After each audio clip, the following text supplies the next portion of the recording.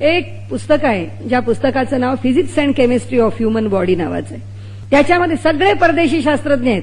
दुर्दैवाने आमच्या देशामध्ये मंत्रशास्त्र आहे, आमच्या देशामध्ये योगशास्त्र आहे, पण त्या शास्त्राचं महत्व जाणण्याकरता आम्ही नाही प्रयोग केले, परदेशी लोकांनी अधिक प्रयोग केले.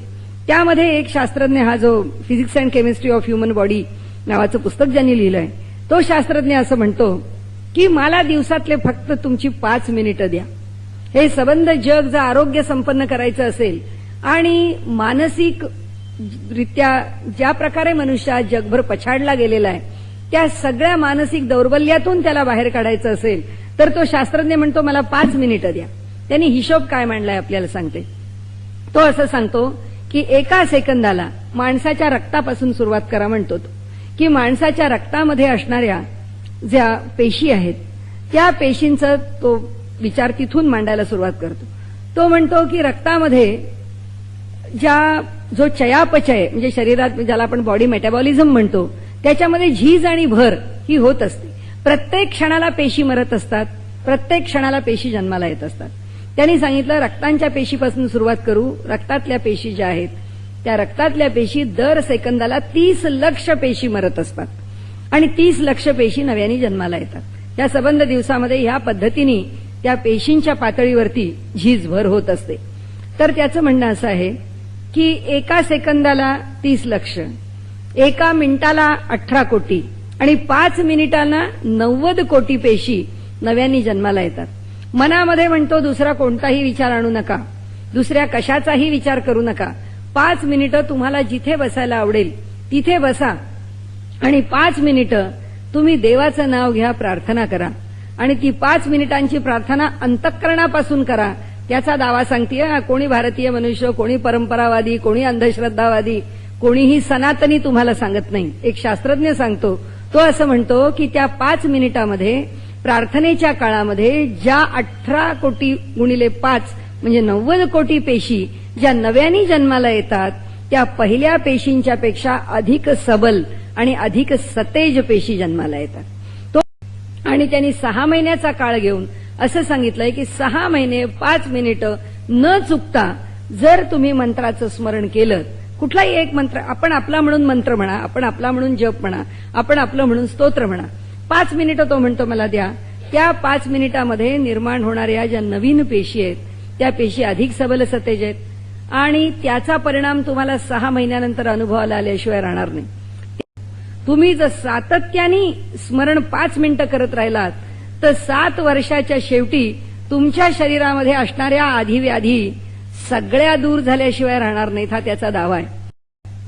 मंत्राची पहिली शक्ती ही प्रामाण्य शक्ती आहे की तुम्ही एका मंत्राला प्रमाण मानलं की बस आमचा मंत्र कोणता, श्रीराम जयराम जय जयराम, हा 13 मंत्र हा मला प्रमाण आहे, कारण माझं आराध्य दैवत प्रभू रामचंद्र आहेत. तर ते जर आम्ही एकदा प्रमाणभूत मानलं आणि त्या मंत्राचा जर आम्ही जप सुरू केला तर ते म्हणाले त्या मंत्राला एकदा तुम्ही प्रमाण मानलं की पुन्हा 10 मंत्रांचा उच्चार करत बसण्याची तुम्हाला जरूर नाही. मंत्रशास्त्र असं सांगतं की जे केलं आहे त्याचं फळ मिळत नाही, या जगामध्ये ती रीतच नाही. या जगाचा नियमच आहे तो की जे केलं आहे त्याचं फळ मिळणारच.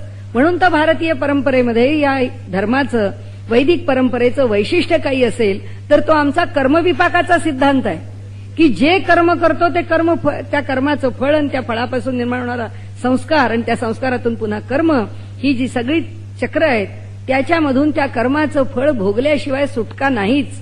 या जगामध्ये केलेल्या प्रत्येक कर्माला फळ आहेच. तसं मंत्रशास्त्र म्हणतं की जपलेल्या प्रत्येक मंत्राचं फळ अनुभवायला येईलच. कसं येईल?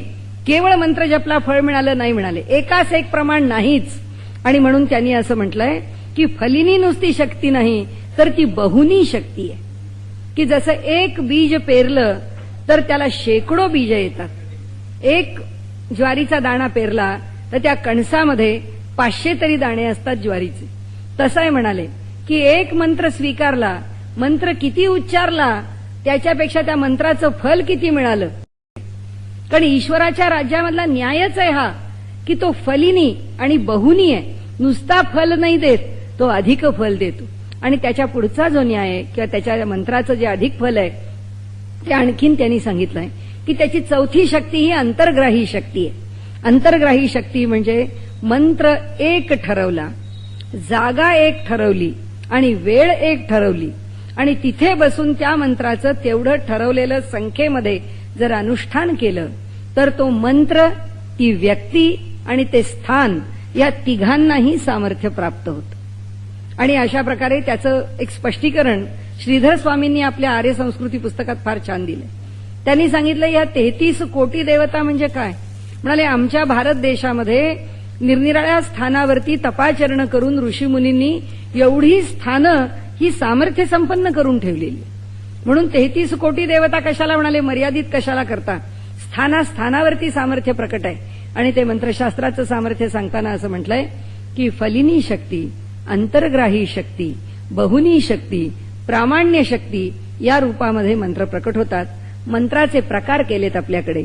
1 ते 10 अक्षरापर्यंतचे जे मंत्र आहेत की ते बीज मंत्र आहेत. 10 ते 20 अक्षरापर्यंतचे मंत्र हे कर्तरी मंत्र आहेत आणि 20च्या पुढचे अक्षर असणारे मंत्र जे आहेत ते माला मंत्र आहेत. आणि त्याला मर्यादा नाही. दासबोध हा सुद्धा मंत्र, पूर्ण ज्ञानेश्वरी हा सुद्धा मंत्र, पूर्ण एकनाथी भागवत हा मंत्र, पूर्ण गाथा मंत्र. त्यामुळे काय ते सगळे माला मंत्र आहेत की मोठमोठे ग्रंथ हे मंत्रमय आहेत.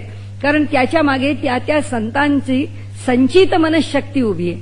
त्यांचं सामर्थ्य त्या ग्रंथांच्या मागे उभं आहे.